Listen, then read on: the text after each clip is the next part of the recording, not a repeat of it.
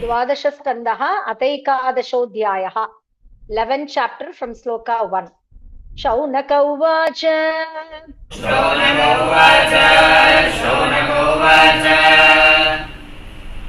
अथेममर्थं पृच्छामः भवन्तं बहुवित्तमम्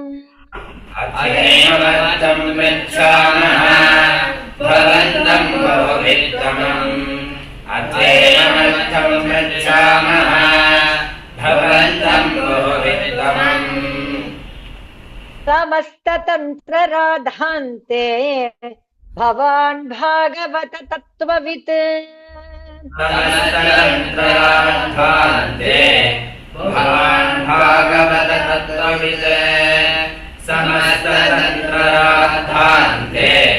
भवान् भागवत तत्त्ववित् शौनक उवाच अथेममर्थं पृच्छामः भवन्तं बहुवित्तमम् समस्ततन्त्रराधान्ते भवान् भागवत तत्त्ववित् तान्त्रिकाः परिचर्याया केवलस्य श्रियः पतेः तान्त्रिकाः परिचर्याया केवलस्य श्रियः पतेः तान्त्रिकाः परिचर्याया केवलस्य श्रियः पतेः अङ्गोपाङ्गायुधा कल्पम् कल्पयन्ति यथाचयैः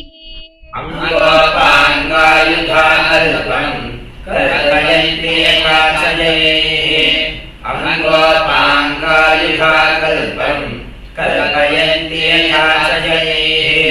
तान्त्रिकाः परिचर्याया केवलस्य श्रियः पतेः अङ्गोपाङ्गायुधा कल्पम् कल्पयन्ति यथाचयैः तन्नो वर्णय भद्रं ते क्रियायोगं बुभुत्सताम् तन्नो वर्णय भद्रं ते क्रियायोगं बुभुत्सताम् तन्नो वर्णय भद्रं ते क्रियायोगं बुभुत्सताम्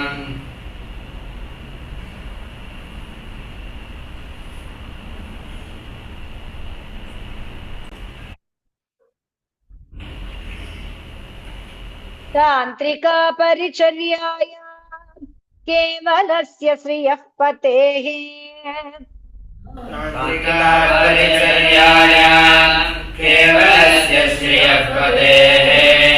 तान्त्रिका परिचर्याया केवलस्य श्रियः पतेः अङ्गोपाङ्गायुधा कल्पम् कल्पयन्ति यथाचयैः अङ्गोपाङ्गायुधा कल्पम् कल्पयन्ति यथाचयैः अङ्गोपाङ्गायुधा कल्पम् कल्पयन्ति यथाचयैः तान्त्रिका परिचर्याया केवलस्य श्रियः पतेः अङ्गोपाङ्गायुधा कल्पम् कल्पयन्ति यथाचयैः तन्नो वर्णय भद्रं ते क्रियायोगं बुभुत्सताम् तन्नो वर्णय भद्रं ते क्रियायोगं बुभुत्सताम् तन्नो वर्णय भद्रं ते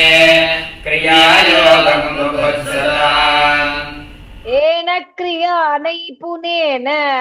मर्त्यो यायाद मर्त्यताम्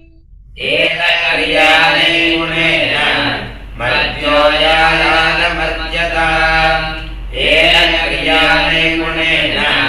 मर्त्यो यायाद मर्त्यताम् तन्नो वर्णय भद्रं ते क्रियायोगं बुभुत्सताम् येन क्रिया नैपुणेन मर्त्यो यायाद मर्त्यताम् सूत उवाच सूत उवाच नमस्कृत्य गुरून् वक्ष्ये विभूतिर्वैष्णवीरपि गुरून् वक्ष्ये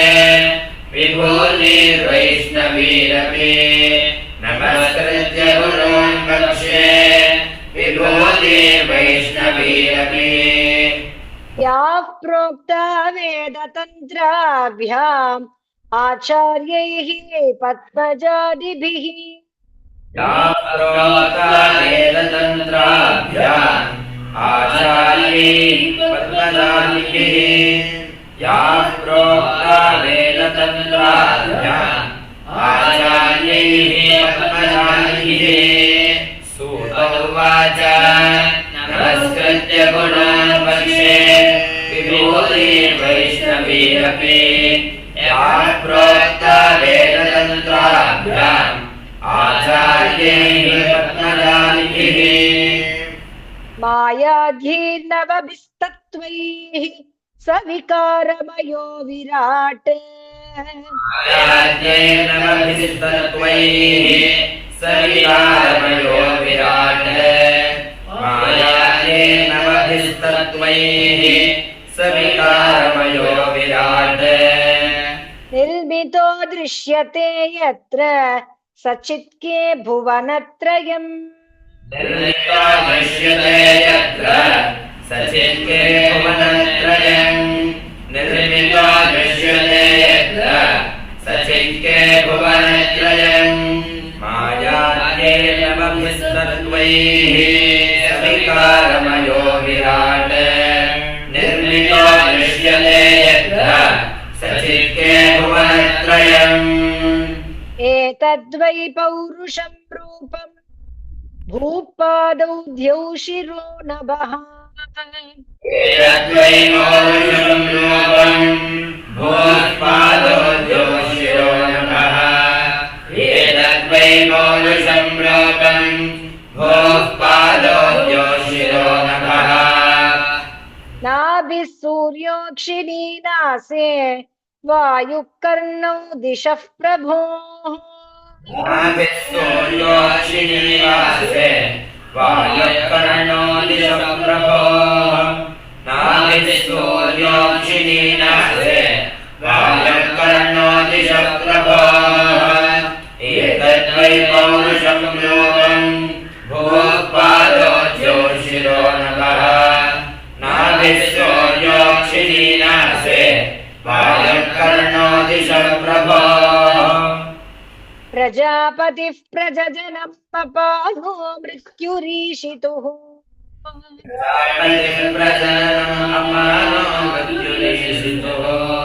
प्रजापतिर्प्रजननम् अपानो मृत्युरीशितुः तद्बाहवो लोकपाला मनश्चन्द्रो भ्रुवौ यमः तद्बाहवो लोकपाला मनश्चन्द्रो भ्रुवो यमः तद्बाहवो लोकपाला मनश्चन्द्रो भ्रुवो यमः प्रजापतिप्रजननम् अपानो मृत्युरीशितुः तद्बाहवो लोकपाला मनश्चन्द्रो भ्रुवो यमः लज्जोतरोधरो लोभः दन्ता ज्योत्स्ना स्मयो भ्रमः अरोधरो लोभः दन्ताज्योत्स्ना स्मयो भ्रमः लज्जोतरोधरो लोभः दन्ताज्योत्स्ना स्मयो भ्रमः रोमानि भूरुहा भुम्नः मेघाः पुरुषमूर्धजाः रोमानि भूरुहा भुम्नः मेघाः पुरुषमूर्धजाः रोमानि भूरुहा भुम्नः मेघाः पुरुषमूर्धजाः लज्जोत्तरोधरो लोभः दन्ताज्योत्स्ना स्मयो भ्रमः रोमाणि भूरुहा भुम्नः मेघाः पुरुषमूर्धजाः यावानयं वै पुरुषः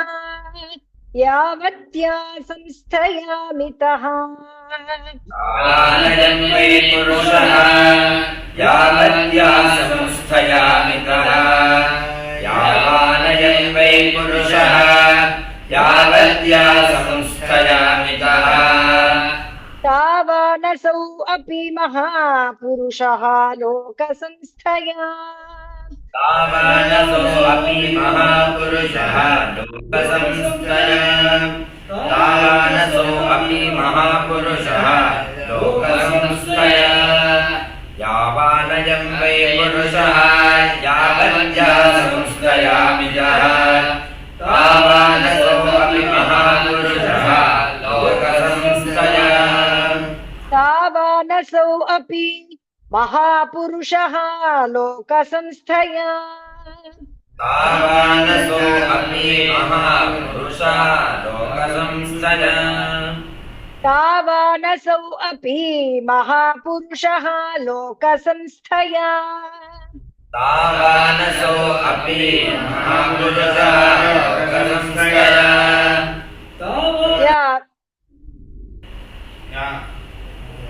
यावानयं वै पुरुषः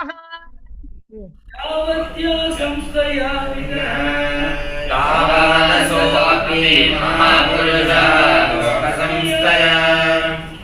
कौस्तुभव्यपदेशेन स्वात्मज्योतिर्विभक्त्यजः कौस्तुभव्यपदेशेन स्वात्मज्योतिर्विभक्त्यजः कौस्तुभव्यपदेशेन स्वात्मज्योतिर्विभक्त्यजः तत्प्रभाव्यापिनी साक्षात् श्रीवत्समुरसा विभुः तत्प्रभाव्यापिनी साक्षात् श्रीवत्समुरसा विभुः तत्प्रभाव्यापिनी साक्षात् श्रीवत्समुरसा विभुः कौस्तुभव्यपदेशेन स्वात्मज्योतिर्विभक्त्यजः तत्प्रभाव्यापिनी साक्षात् श्रीवत्समुरसा विभुः स्वमायां वनमालाख्यां नानागुणमयीं दधत् स्वमायां नानागुणमयीं दधत् स्वमायां वनमालाख्यां नानागुणमयीं दधत् वासः छन्दोमयं पीतं ब्रह्मसूत्रं त्रिवृत्स्वरम् छन्दोमयं पीतं ब्रह्मसूत्रं त्रिवृत्स्वरम् वासः छन्दोमयं पीतं ब्रह्मसूत्रं त्रिवृत्स्वरम् स्वमायां वनमालाख्यां नानागुणमयीं दधत् वासः छन्दोमयं पीतं ब्रह्मसूत्रं त्रिवृत्स्वरम् बिभर्ति साङ्ख्यं योगं च देवो मकरकुण्डले साख्यं योगं च देवो मकरकुण्डले बिभर्ति साख्यं योगं च देवो मकरकुण्डले मौलिं पदं परमेष्ट्यं सर्वलोकाभयङ्करम् मौलिं पदं पारमेष्ठ्यं सर्वलोकाभयङ्करम् मौलिं पदं पारमेष्ठ्यं सर्वलोकाभयङ्करम् बिभर्ति साख्यं योगं च देवो मकरकुण्डले मौलिं पदं पारमेष्ठ्यं सर्वलोकाभयङ्करम् अव्याकृतमनन्ताख्यम् आसनं यदधिष्ठितः व्याकृतमनन्ताख्यम् आसनं यदधिष्ठितः अव्याकृतमनन्ताख्यम् आसनं यदधिष्ठितः धर्मज्ञानादिभिर्युक्तं तत्त्वं पद्ममिहोच्यते धर्मज्ञानादिभिर्युक्तं सत्त्वं पद्ममिहोच्यते धर्मज्ञानादिभिर्युक्तं सत्त्वं पद्ममिहोच्यते अव्याकृतमनन्ताख्यम् आसनं यदधिष्ठितः धर्मज्ञानादिभिर्युक्तं सत्त्वं पद्ममिहोच्यते ओजस्सहो बलयुतं मुख्यतत्त्वं गदां दधत् ओजस्सहो बलयुतं मुख्यतत्त्वं गदां दधत् ओजस्सहो बलयुतं मुख्यतत्त्वं गदां दधत् अपां तत्त्वं दरवरं तेजस्तत्त्वं सुदर्शनम् अपां तत्त्वं करवरं तेजस्तत्त्वं सुदर्शनम् अपां तत्त्वं करवरं तेजस्तत्त्वं सुदर्शनम् ओजस्सहोबलयुतं मुख्यतत्त्वं गदां दधन् अपां तत्त्वं करवरं तेजस्तत्त्वं सुदर्शनम् नभो निभं तपस्तत्त्वम् असिञ्चन्नतमोमयम् नभो निबन्नभस्तत्त्वम् असिञ्चर्मतमोमयम् नभो निबन्नभस्तत्त्वम् असिञ्चर्मतमोमयम् कालरूपं धनुष्यार्गम् तथा कर्ममयेषुधिम् कालरूपं धनुष्यार्गम् तथा कर्ममयेषुधिम् कालरूपं धनुष्यार्गम् तथा कर्ममयेषुधिम् नभो निभं नभस्तत्त्वम् असिञ्चर्मतमोमयम् कालरूपं धनुष्यार्गम् तथा कर्ममयेषुधिम् इन्द्रियाणि शरानाहुः आकूतीरस्य स्यन्दनम् इन्द्रियाणि शरानाहुः आकूतीरस्य स्यन्दनम् इन्द्रियाणि शरानाहुः आकूतीरस्य स्यन्दनम् तन्मात्राणि अस्याभिव्यक्तम् मुद्रदार्थक्रियात्मता तन्मात्राणि अस्याभिव्यक्तम् मुद्रयार्थक्रियात्मता तन्मात्राणि अस्याभिव्यक्तिम् मुद्रयार्थक्रियात्मता इन्द्रियाणि शरानाहुः आकूतीरस्य स्यन्दनम् तन्मात्राणि अस्याभिव्यक्तिम् मुद्रयार्थक्रियात्मता मण्डलं देवयजनं दीक्षा संस्कार आत्मनः मण्डलं देवयजनं दीक्षा संस्कार आत्मनः मण्डलं देवयजनं दीक्षा संस्कार आत्मनः परिचर्या भगवत आत्मनो दुरितक्षयः परिचर्या भगवता आत्मनो दुरितक्षयः परिचर्या भगवता आत्मनो दुरितक्षयः मण्डलं देवयजनं दीक्षा संस्कार आत्मनः परिचर्या भगवता आत्मनो दुरितक्षयः भगवान् भग शब्दार्थम् लीलाकमलमुद्वहन् भगवान् भगशब्दार्थम् लीलाकमलमुद्वहन् भगवान् भगशब्दार्थम् लीलाकमलमुद्वहन् धर्मं यशश्च भगवान् चामरव्यजने भजत् धर्मं यशश्च भगवान् चामरव्यजने भजत् धर्मं यशश्च भगवान् चामरव्यजने भजत् भगवान् भगशब्दार्थम् लीलाकमलमुद्वहन् धर्मं यशश्च भगवान् चामरव्यजने भजत् आतपत्रं तु वैकुण्ठम् द्विजाधामा कुतो भयम् आतपत्रं तु वैकुण्ठम् द्विजाधामा कुतो भयम् आतपत्रं तु वैकुण्ठम् द्विजाधामा कुतो भयम् त्रिविद्वेदः सुपर्णाख्यः यज्ञं वहति पूरुषम्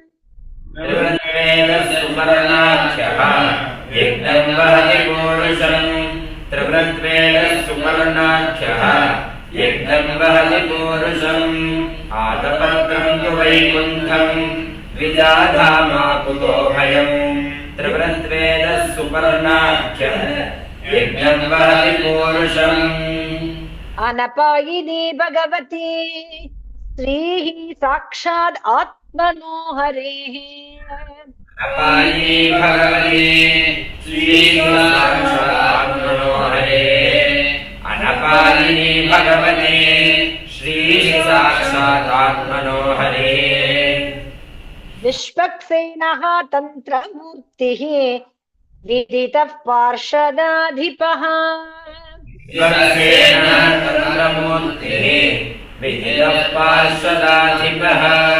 विश्वक्सेनः तन्त्रमूर्तिः विदितः पार्षदाधिपः नन्दादयोष्टौ द्वास्ताश्च ते निमाद्या हरेर्गुणाः नन्दादयोस्तोद्वास्ताश्च ते निमाद्या हरेर्गुणाः नन्दादयोस्तोद्वास्ताश्च ते निमाद्या हरेर्गुणाः अनपादिनी भगवती श्रीसाक्षादात्मनो हरेः विश्वक्सेनः तन्त्रमूर्तिः विदितः पार्षदाधिपः नन्दादयोस्तोद्वास्ताश्च ते निमाद्या हरेर्गुणाः वासुदेवः सङ्कर्षणः प्रद्युम्नः पुरुषः स्वयम् वासुदेवः सङ्कर्षणः प्रद्युम्नः पुरुषः स्वयम् वासुदेवः सङ्कर्षणः प्रद्युम्नः पुरुषः स्वयम् अनिरुद्ध इति ब्रह्मन् मूर्तिव्यूहोऽभिधीयते अनिरुद्ध इति ब्रह्मन् मूर्तिव्यूहोऽभिधीयते अनिरुद्ध इति ब्रह्मन् मूर्तिव्यूहोऽभिधीयते वासुदेवः सङ्कर्षणः प्रद्युम्नः पुरुषः स्वयम् अनिरुद्ध इति ब्रह्मन् मूर्तिव्यूहोऽभिधीयते स विश्वस्तेजसः प्राज्ञः तुरीय इति वृत्तिभिः विश्वस्तेजसः प्राज्ञः तुरीय इति वृत्तिभिः स विश्वस्तेजसः प्राज्ञः तुरीय इति वृत्तिभिः अर्थेन्द्रियाशयज्ञानैः भगवान् परिभाव्यते अर्थेन्द्रियाशयज्ञानैः भगवान् परिभाव्यते अर्थेन्द्रियाशयज्ञानैः भगवान् परिभाव्यते स विश्वस्तेजसः प्राज्ञः तुरीय इति वृत्तिभिः अर्थेन्द्रियाशयज्ञानैः भगवान् परिभाव्यते अङ्गोपाङ्गायुधा कल्पैः भगवान् तच्चतुष्टयम् अङ्गोपाङ्गायुधा कल्पैः भगवान् तच्चतुष्टयम् अङ्गोपाङ्गायुधा कल्पैः भगवान् तच्चतुष्टयम् बिभर्ति स्म चतुर्मूर्तिः भगवान् हरिरीश्वरः बिभर्ति स्म चतुर्मूर्तिः भगवान् हरिरीश्वरः बिभर्ति स्म चतुर्मूर्तिः भगवान् हरिरीश्वरः अङ्गोपाङ्गायुधा कल्पैः भगवान् तच्चतुष्टयम् बिभर्ति स्म चतुर्मूर्तिः भगवान् हरिरीश्वरः द्विज ऋषभ स एष ब्रह्मयो निस्वयं दृक् विजरशभसजयेश ब्रह्मयो निस्वयं दृक् विजरशभसजयेश ब्रह्मयो निस्वयं दृक् स्वमहिम परिपूर्णो मायया च स्वयैतत् स्वमहिम परिपूर्णो मायया च स्वयैतत् स्वमहिम परिपूर्णो मायया च स्वयैतत्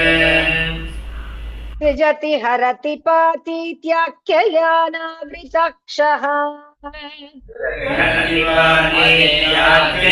हरिवाणीत्याख्ययानावृताक्षः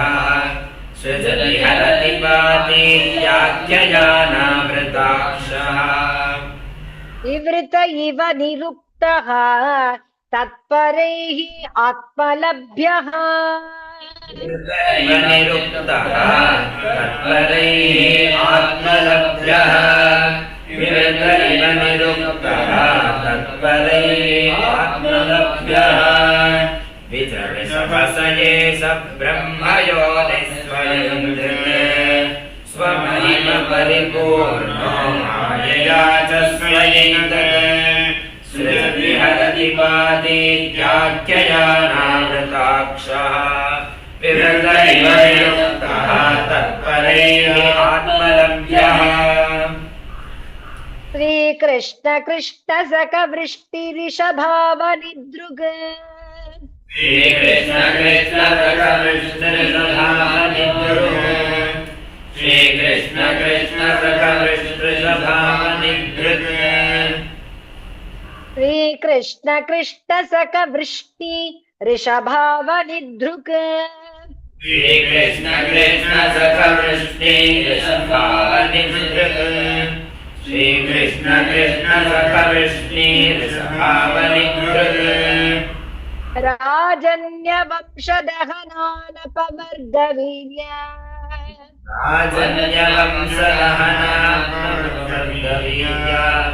राजन्यवंशदहनानपवर्गवीर्या गोविन्द गोपवनिता व्रजभृत्य गीततीर्थश्रवः श्रवणमङ्गल पाहि भृत्यान् गोविन्द गोपवनिता व्रजभृत्य गीततीर्थश्रवः श्रवणमङ्गल पाहि भृत्यान् गोविन्द गोपवनिता व्रजभृत्य गीततीर्थश्रवः श्रवणमङ्गल पाहि भृत्यान् श्रीकृष्ण कृष्ण सख वृष्टिरिषभावनिदृग राजन्यवंशदहनानपवर्गवीर्या गोविन्द गोपवनिता व्रजभृत्य गीततीर्थश्रवः श्रवणमङ्गल पाहि भृत्यान् य इदं कल्य उत्थाय महापुरुषलक्षणम् कल्यमुत्थाय महापुरुषलक्षणम् कल्यमुत्थाय महापुरुषलक्षणम् तच्चित्तः प्रयतो जप्त्वा ब्रह्मवेद गुहाशयम् तच्चित्तप्रयतो जप्त्वा ब्रह्मवेदगुहाशयम् तच्चित्तप्रयतो जप्त्वा ब्रह्मवेदगुहाशयम् यैदं कल्य उत्थाय महापुरुषलक्षणम् तच्चित्तप्रयतो जप्त्वा ब्रह्मवेदगुहाशयम् श्रीहरये नमः श्रीहरये नमः श्रीहरये नमः श्रीहरये नमः गोपिका जीवनस्मरणम्